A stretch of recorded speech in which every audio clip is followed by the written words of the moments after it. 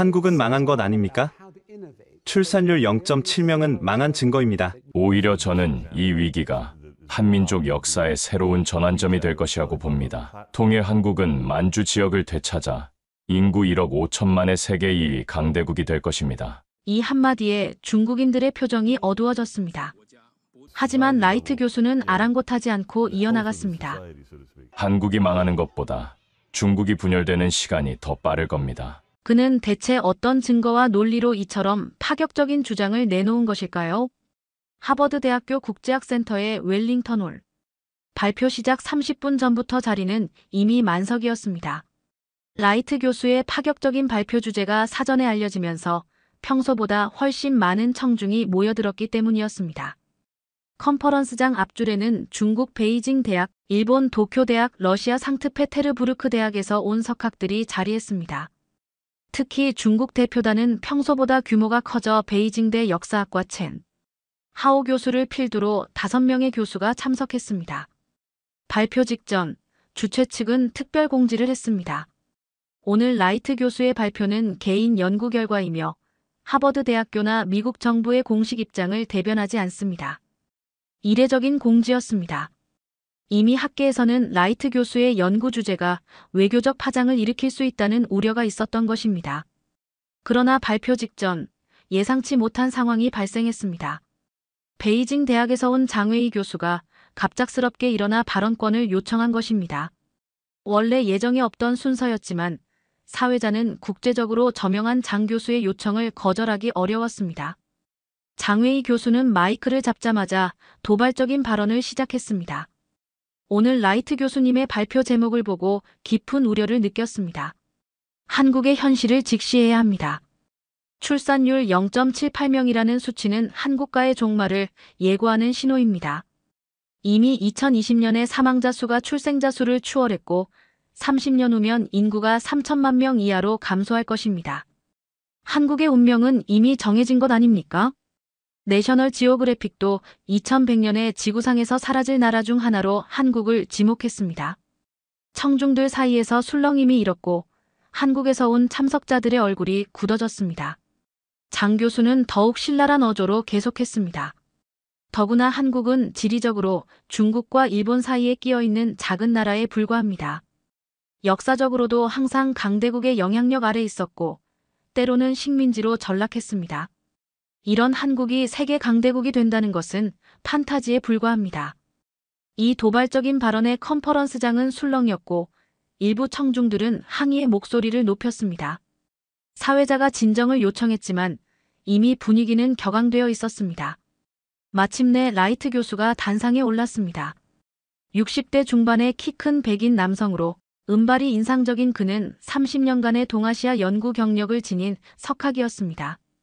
그는 청중을 향해 깊게 고개를 숙여 인사한 후 특유의 침착하면서도 자신감 넘치는 목소리로 장 교수의 발언에 응수했습니다.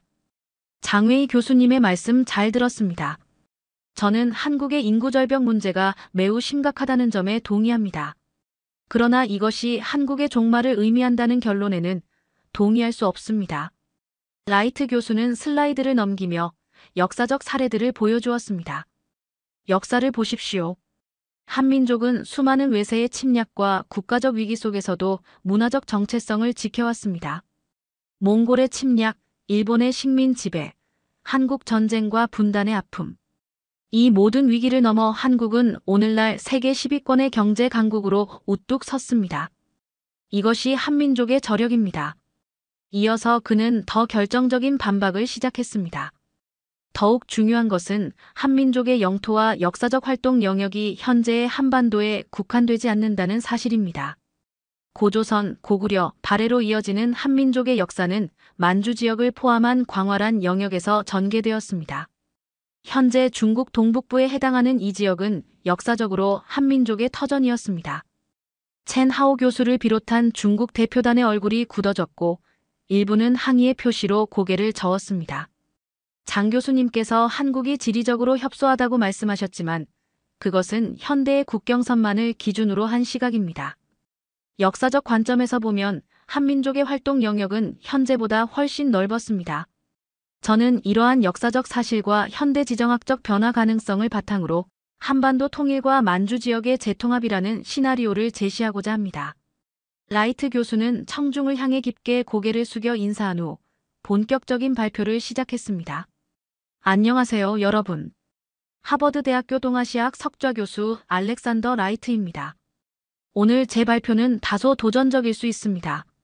그러나 학문의 본질은 기존 패러다임의 질문을 던지는 것이라 생각합니다.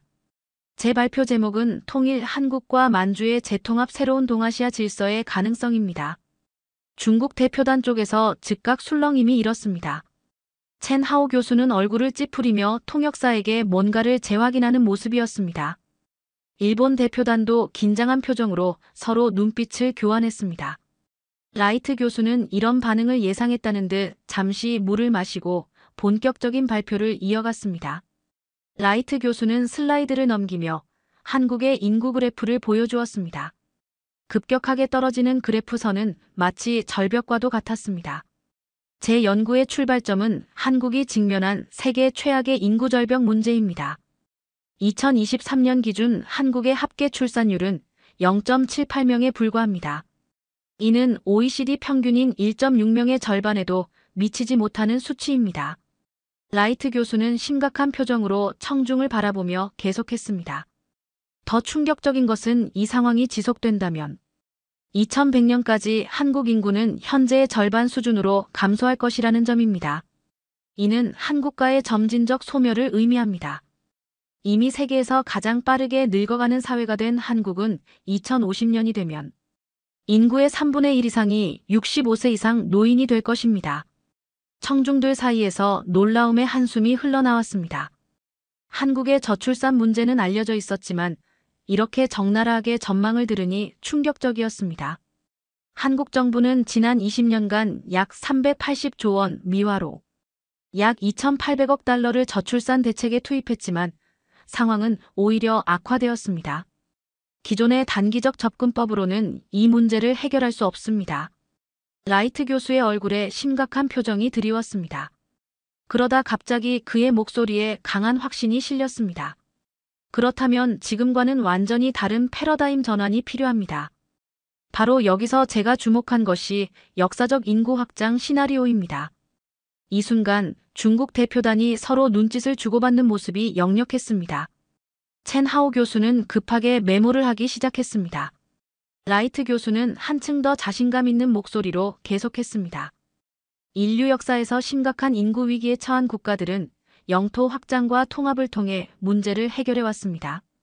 로마 제국의 시민권 확대, 미국의 서부 개척과 이민 정책, 러시아의 시베리아 개발이 그 예입니다. 그리고 이는 한국에게도 가능한 시나리오입니다. 라이트 교수는 잠시 숨을 고르더니 마침내 발표의 핵심을 향해 나아갔습니다. 한국의 경우 남북 통일은 인구 문제 해결의 첫 단계가 될 수 있습니다. 그러나 더 나아가 역사적, 문화적으로 깊은 연관성을 가진 만주 지역까지 포함한 확장이 이루어질 경우 한국은 인구 위기를 근본적으로 해결하고 새로운 강대국으로 부상할 가능성이 있습니다. 이 말이 끝나자마자 중국 대표단 중 2명이 자리에서 벌떡 일어났습니다. 첸 하오 교수는 분노에 찬 목소리로 소리쳤습니다. 이것은 중국의 영토 주권을 심각하게 침해하는 발언입니다. 학술 발표를 가장한 정치적 도발입니다. 컨퍼런스장은 순식간에 소란스러워졌습니다. 사회자가 진정을 요구했지만 중국 대표단의 분노는 쉽게 가라앉지 않았습니다. 마침내 중국 대표단 중 2명이 항의의 표시로 자리를 박차고 나갔습니다. 라이트 교수는 당황한 기색 없이 침착하게 대응했습니다. 존경하는 첸 교수님, 이것은 단순한 정치적 도발이 아닌 학술적 연구입니다. 역사는 현재의 국경선이 영원 불변한 것이 아님을 보여줍니다. 제 발표를 끝까지 들어주신다면 이러한 주장의 역사적, 학문적 근거를 이해하실 수 있을 것입니다. 긴장된 분위기 속에서 라이트 교수는 발표를 계속했습니다. 라이트 교수는 긴장된 분위기를 누그러뜨리듯 고대 지도와 유물 사진들이 담긴 슬라이드를 보여주었습니다. 제 주장의 핵심 근거는 만주와 한반도의 깊은 역사적, 문화적 유대관계입니다. 이것은 단순한 추측이 아닌 고고학적 증거와 역사 문헌에 기반한 사실입니다. 라이트 교수의 슬라이드에는 만주와 한반도 지역의 청동기 유물 분포도가 나타났습니다. 고조선 시대부터 만주와 한반도는 단일 문화권을 형성했습니다. 고고학 발굴 결과에 따르면 기원전 2000년경 비파형 동검과 같은 청동기 문화는 요하 유역부터 한반도 북부까지 동일한 패턴으로 분포합니다. 이는 이들 지역이 적어도 4000년 전부터 하나의 문화권이었음을 보여줍니다. 중국 대표단의 얼굴은 점점 더 굳어져 갔습니다. 남아있던 첸 하오 교수가 손을 들어 발언권을 요청했습니다. 라이트 교수님, 고고학적 유물의 유사성이 정치적 통합을 의미하지는 않습니다. 비슷한 논리라면 중국 문화권은 일본과 베트남까지 포함해야 할 것입니다. 라이트 교수는 고개를 끄덕이며 응답했습니다. 좋은 지적입니다, 첸 교수님. 그러나 제가 말씀드리는 것은 단순한 문화적 유사성이 아닙니다. 고대 문헌들을 살펴보면 고조선의 영역은 현재의 만주 남부와 한반도 북부를 포함했으며 위만조선 시기에는 더 넓은 만주 지역으로 확장되었습니다. 중국 사서인 사기와 한서에도 이러한 기록이 남아 있습니다. 라이트 교수는 더욱 강한 확신에 찬 목소리로 계속했습니다. 더 중요한 증거는 고구려 시대에서 찾을 수 있습니다. 고구려는 한반도 북부와 만주 남부를 아우르는 거대 제국이었으며 수도였던 국내성과 평양은 모두 동일한 정치체제 안에 있었습니다.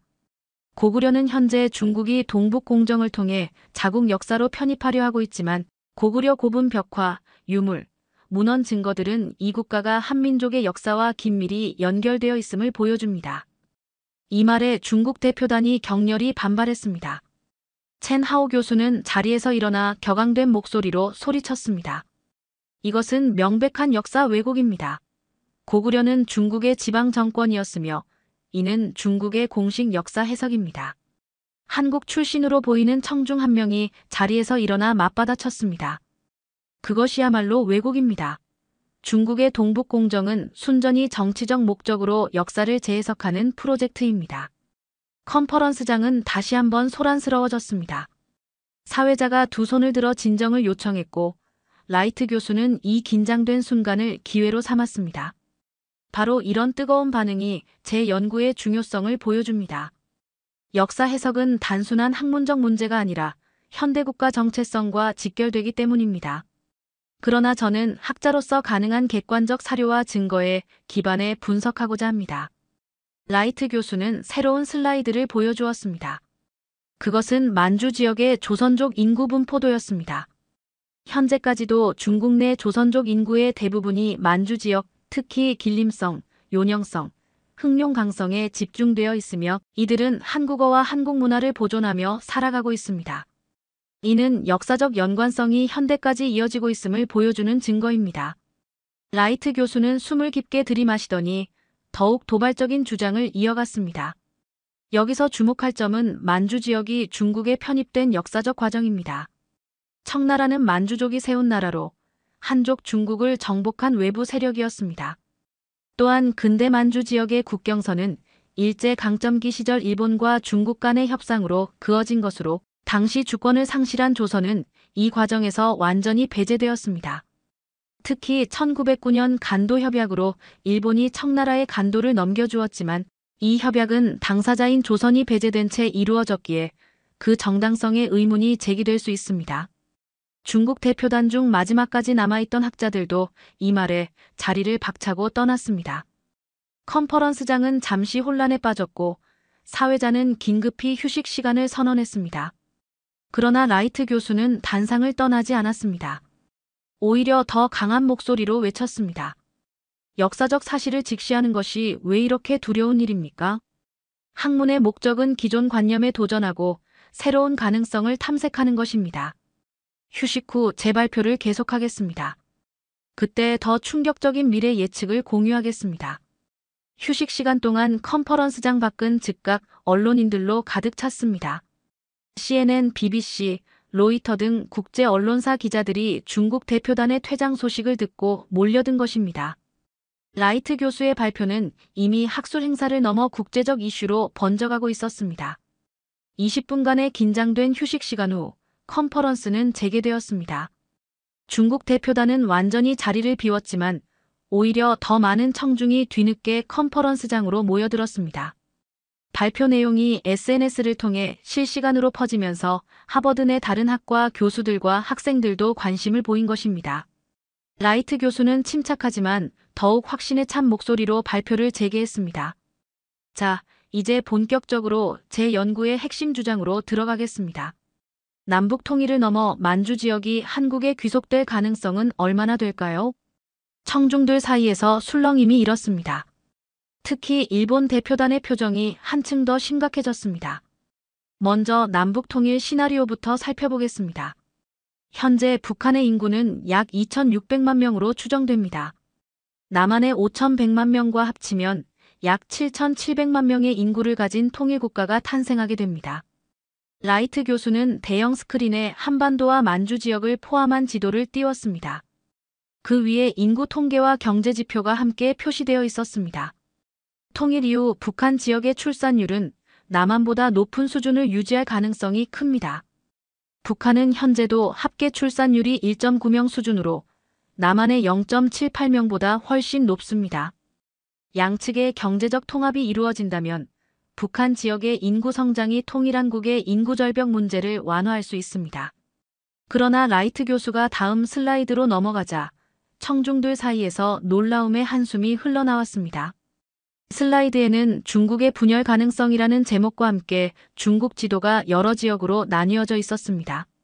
제 연구의 가장 도전적인 부분은 중국의 미래에 관한 예측입니다. 역사적으로 볼 때 중국은 통합과 분열의 주기를 반복해왔습니다. 한나라, 당나라, 명나라, 청나라와 같은 통일 왕조 사이에는 항상 분열의 시기가 있었습니다. 현대 중국이 영원히 현재의 형태를 유지할 것이라고 가정하는 것은 역사적 패턴을 무시하는 것입니다. 라이트 교수는 전혀 개의치 않는 듯 계속했습니다. 제가 주목하는 것은 특히 만주 지역, 즉 동북 삼성의 특수성입니다. 이 지역은 중국의 다른 지역과 역사적, 문화적 배경이 다르며 현재 심각한 경제적 쇠퇴와 인구 유출을 겪고 있습니다. 제가 최근 수집한 자료에 따르면 동북 삼성의 인구는 지난 10년간 약 1,100만 명이 감소했습니다. 이는 베이징이나 상하이 같은 대도시로의 인구 유출이 주 원인입니다. 이때 일본 도쿄 대학에서 온 사카이 교수가 손을 들어 질문했습니다. 라이트 교수님, 중국의 분열 가능성이 있다 하더라도 그것이 왜 만주 지역의 한국 귀속으로 이어진다고 보십니까? 러시아나 일본 같은 다른 강대국의 영향력 확대 가능성은 어떻게 평가하십니까? 라이트 교수는 만족스러운 표정으로 고개를 끄덕였습니다. 매우 날카로운 질문입니다. 사카이 교수님. 제가 3가지 핵심 요인을 제시하겠습니다. 그는 세 손가락을 펴며 하나씩 설명했습니다. 첫째, 인구학적 변화입니다. 만주 지역의 인구가 감소하는 상황에서 통일 한국은 경제적 도약을 통해 이 지역으로 인구와 자본을 공급할 수 있는 유일한 인접 국가입니다. 러시아는 자국의 인구 감소로 이미 극동 지역 개발에 어려움을 겪고 있고 일본 역시 심각한 고령화로 해외 영향력 확대가 제한적입니다. 둘째, 경제적 연계성입니다. 이미 한국의 많은 기업들이 만주 지역에 진출해 있으며 특히 연변 조선족 자치주에서는 한국 자본이 지역 경제의 중요한 부분을 차지하고 있습니다.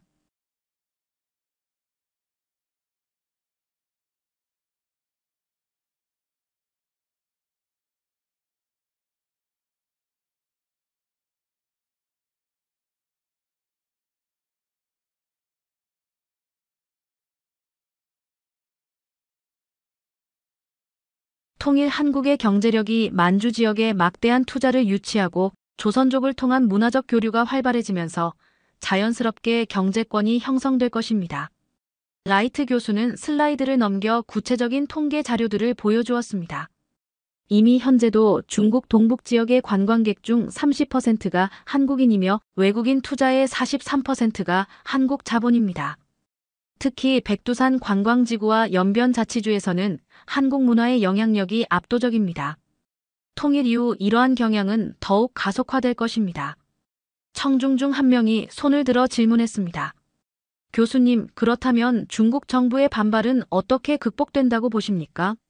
중국이 만주 지역을 쉽게 포기할 리 없을 텐데요. 라이트 교수는 심각한 표정으로 고개를 끄덕였습니다. 물론 중국 정부의 강력한 반발이 있을 것입니다.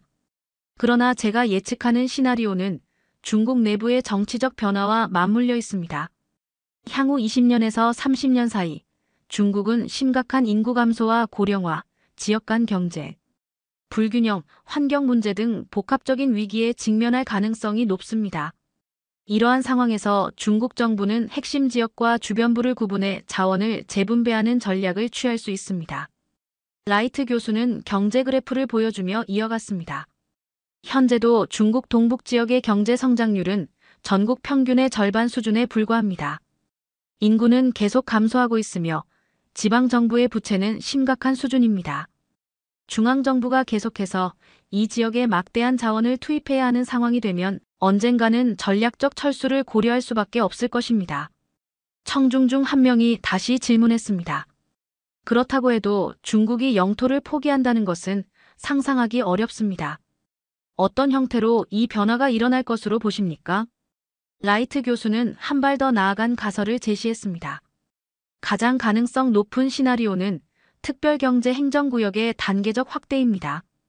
홍콩이나 마카오와 유사한 방식으로 만주 지역이 먼저 고도의 자치권을 가진 특별행정구로 전환되고 이후 점진적으로 한국과의 경제적, 문화적 통합이 진행될 수 있습니다. 물론 이것은 중국 내부의 정치적 변화와 국제 질서의 재편을 전제로 합니다. 라이트 교수는 슬라이드를 넘겨 지도와 시간표를 보여주었습니다. 제 연구에 따르면 2040년까지 남북한 통일, 2050년까지 만주 지역의 특별행정구 전환, 그리고 2070년경 완전한 통합이라는 단계적 과정을 거칠 가능성이 있습니다. 물론 이것은 현재 추세와 역사적 패턴에 기반한 예측일 뿐, 미래는 항상 우리의 예상을 뛰어넘습니다. 이 대담한 예측에 컨퍼런스장은 다시 한번 술렁였습니다. 역사학자, 정치학자, 경제학자들 사이에서 활발한 토론이 벌어졌고 일부는 격렬하게 반박하는 모습도 보였습니다. 라이트 교수는 마지막으로 결론을 향해 나아갔습니다. 제가 오늘 제시한 시나리오는 많은 분들께 충격적으로 들릴 수 있습니다. 그러나 역사를 돌이켜보면 영원할 것 같던 제국들이 무너지고 새로운 국가들이 등장한 사례를 무수히 발견할 수 있습니다. 소련의 붕괴나 독일의 통일을 그 누가 정확히 예측했겠습니까?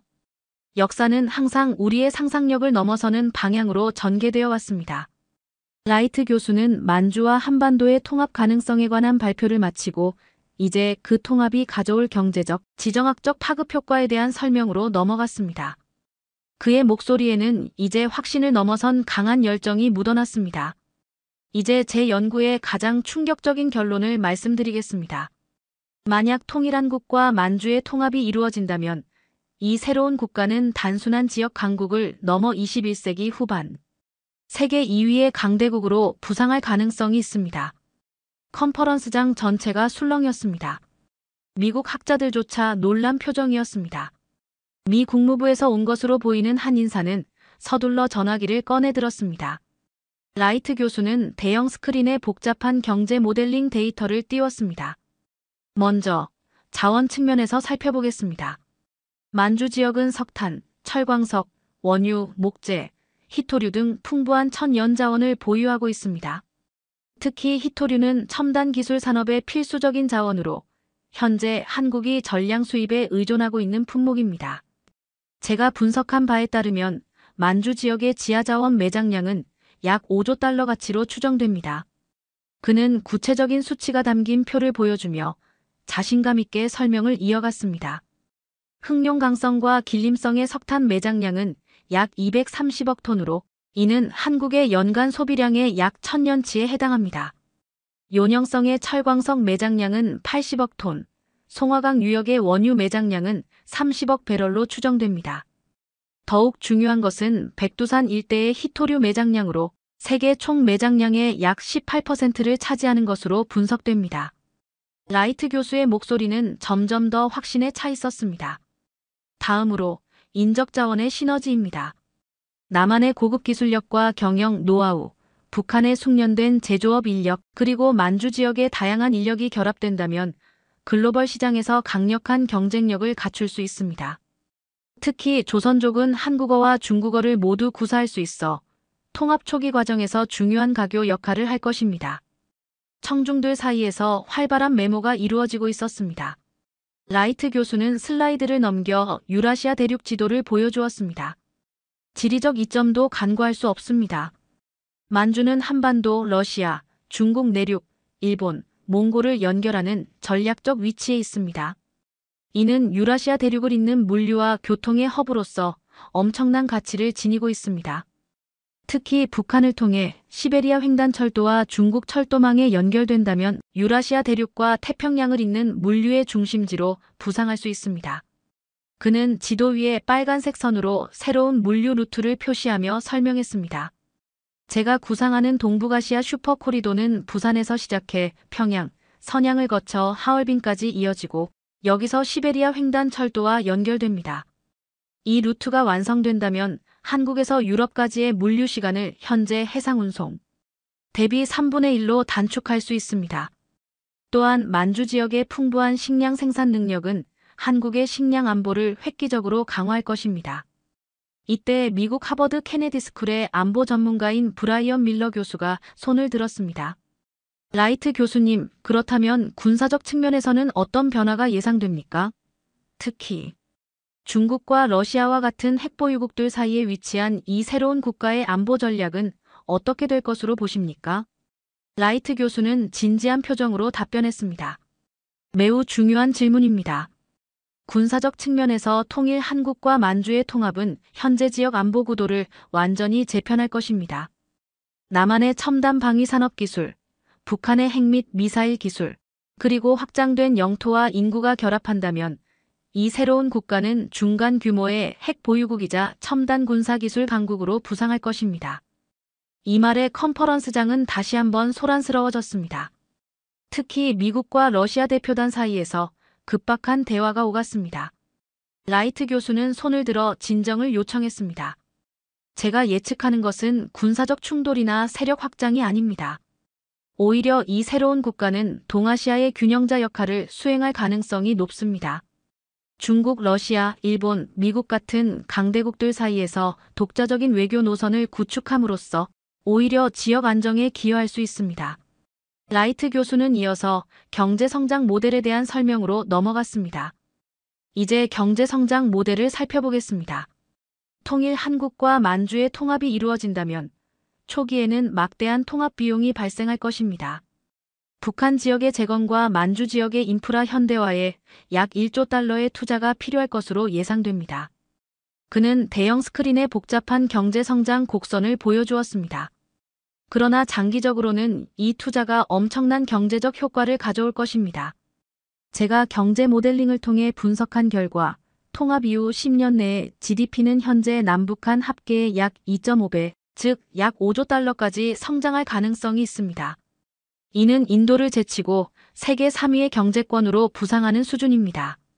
그리고 2070년까지는 인구 1억 5천만 GDP, 8조 달러 규모의 경제대국으로 성장하여 중국과 미국에 이은 세계 3위의 경제 강국이 될 것입니다.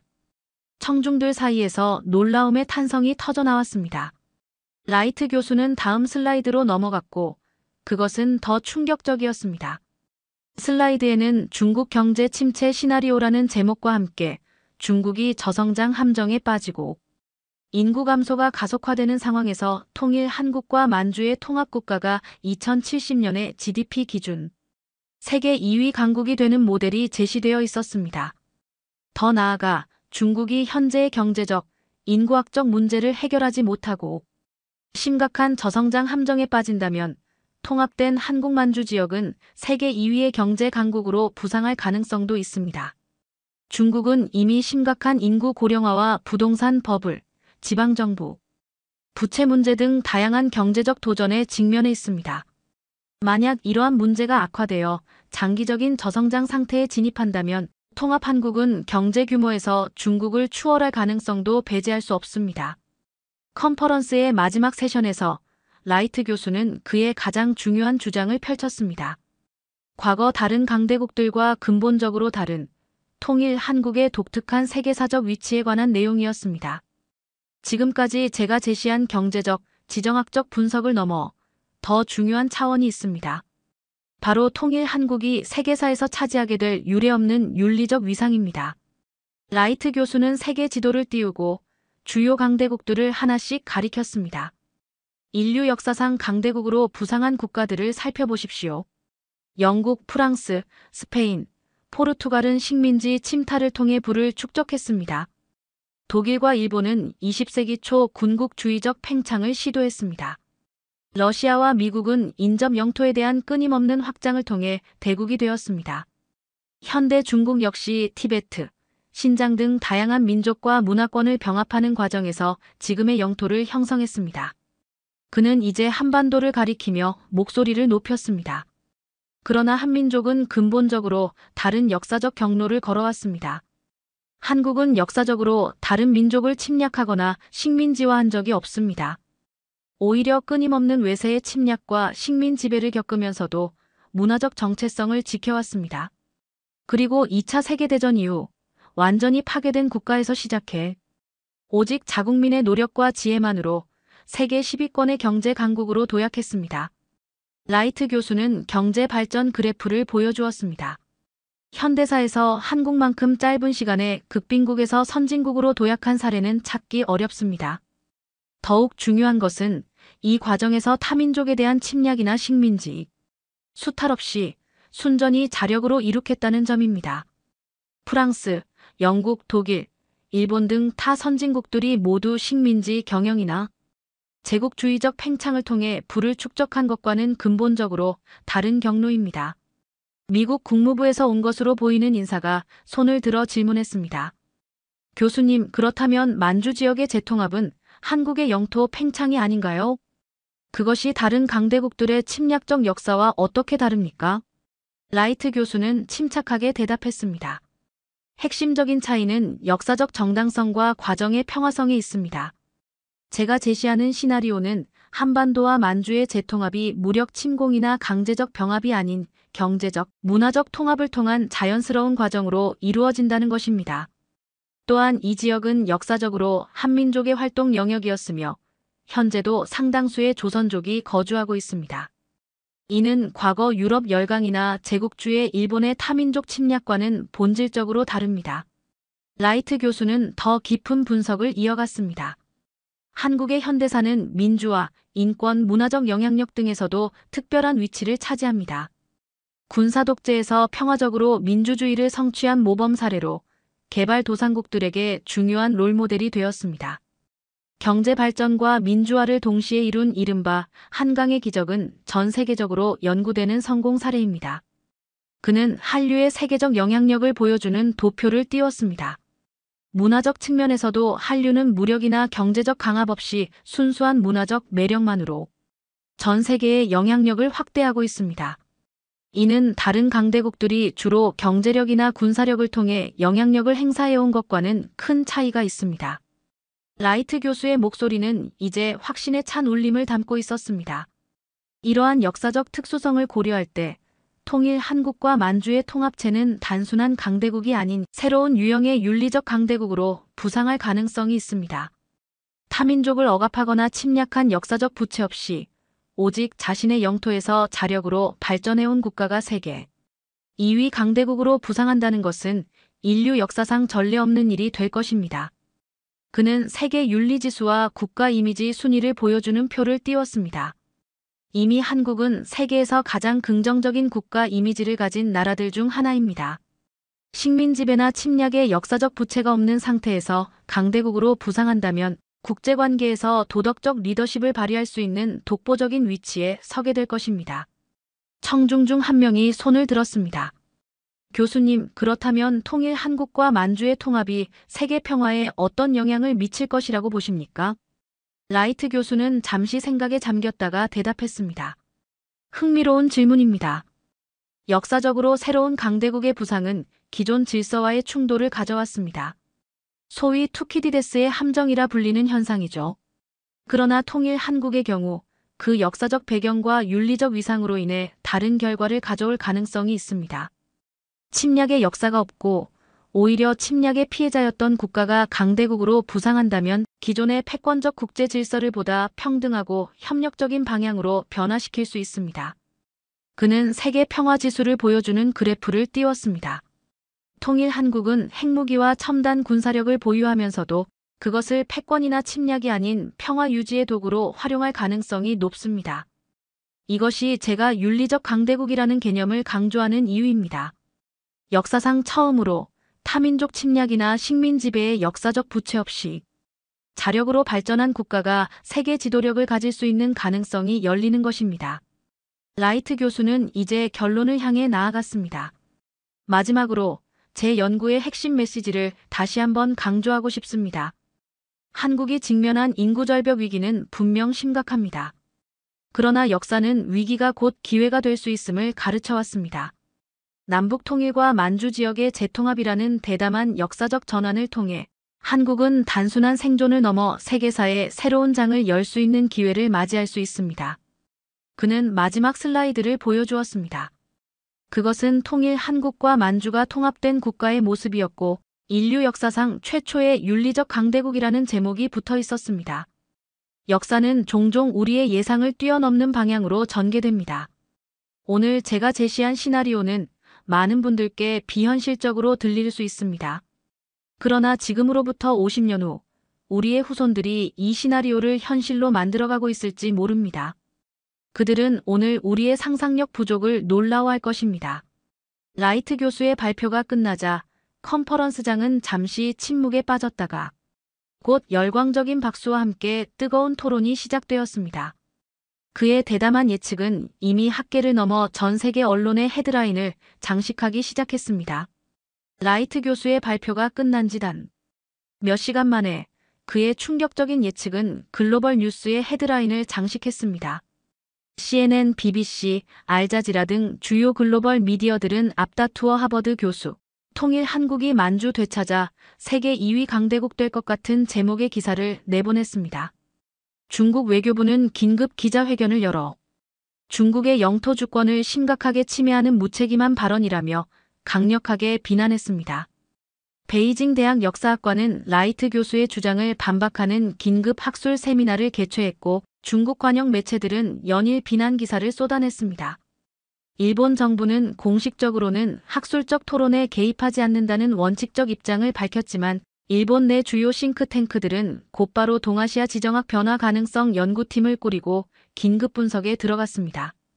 러시아 외무부 대변인은 역사적 사실에 기반하지 않은 도발적 발언이라고 평가하면서도 동북아시아 지역 질서는 관련국들의 상호 존중과 협력 속에서 발전해야 한다는 다소 유보적인 입장을 보였습니다. 미국 국무부는 특정 학자의 개인적 견해에 대해 논평하지 않는다는 공식 입장을 내놓았지만 뉴욕타임스는 익명의 백악관 고위 관계자의 말을 인용해 동아시아 지역 내 세력 균형 변화 가능성에 주목하고 있다고 보도했습니다. 한국 정부는 공식적으로 학문적 논의를 존중한다는 원론적 입장을 밝히면서도 은밀히 외교부와 통일부, 국방부 합동으로 라이트 교수의 연구를 분석하는 태스크포스를 구성했습니다.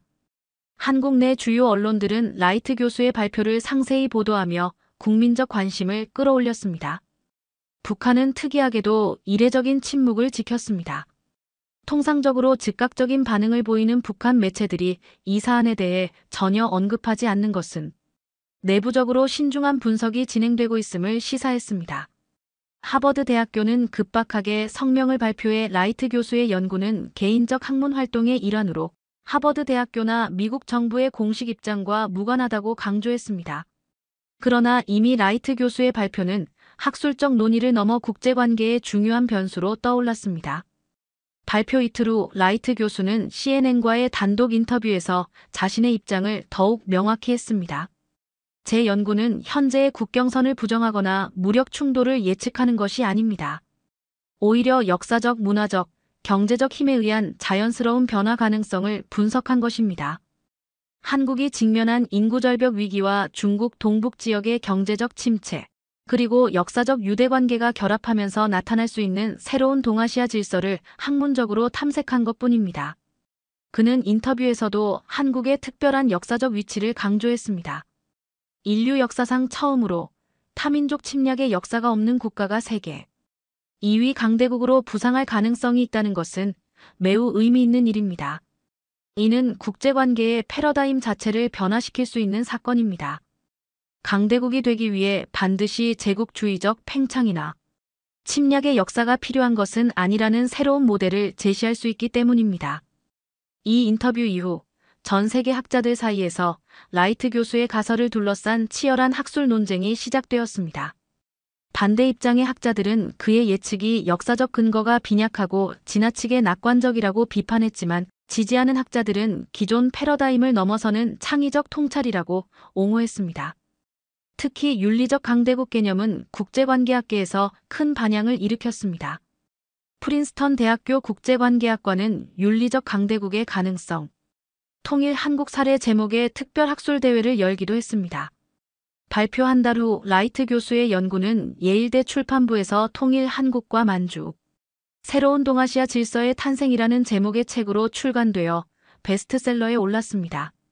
그의 도전적인 예측은 이제 학계와 정치권, 그리고 일반 대중들 사이에서 진지한 토론의 주제가 되었습니다.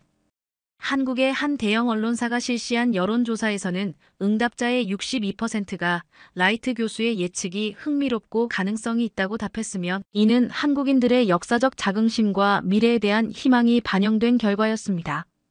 이처럼 한 학자의 대담한 학술적 예측은 단순한 연구를 넘어 국제관계와 세계사의 흐름에 작지만 의미 있는 물결을 일으키기 시작했습니다. 그리고 이 물결이 앞으로 어떤 방향으로 확산될지는 아직 아무도 알 수 없었습니다. 자, 여러분. 지금까지 하버드 대학교 동아시아학 석좌 교수 알렉산더 라이트의 충격적인 발표와 그 파장에 대한 이야기를 들려드렸습니다. 한국이 직면한 인구절벽 위기는 분명 심각합니다. 그러나 위기는 곧 기회가 될 수도 있습니다. 남북 통일이라는 역사적 과제와 동북아시아 지역에서의 한민족의 역할, 그리고 우리의 미래 가능성에 대해 새롭게 생각해 볼 기회 말입니다. 여러분은 어떻게 생각하시나요? 통일 한국은 정말로 새로운 유형의 강대국으로 부상할 수 있을까요? 이 이야기가 널리 퍼져갈 수 있도록 구독과 좋아요, 그리고 공유 꼭 부탁드립니다. 원더풀 해외 사연이었습니다. 지금까지 들어주셔서 감사합니다.